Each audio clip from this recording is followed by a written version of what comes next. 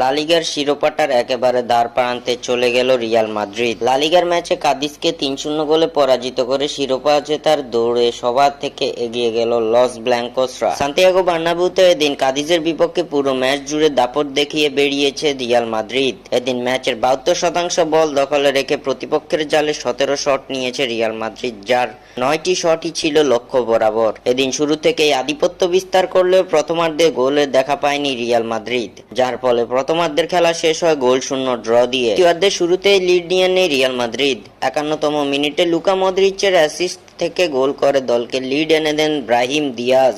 এরপর ৬৮তম মিনিটে ব্যবধান দ্বিগুণ করে স্প্যানিশ জায়ান্টরা। জুড বেলিংহামের গোলে ২-০ গোলে এগিয়ে যায় রিয়াল। কার্লো আনচেলত্তির দল তাদের তৃতীয় জয়সূচক গোলটি দেখা পায় ম্যাচের অতিরিক্ত সময়ে নাচোর অ্যাসিস্ট থেকে গোল করেন জোসেলু, যার ফলে ৩-০ গোলের জয় নিয়ে মাঠ ছাড়ে রিয়াল মাদ্রিদ।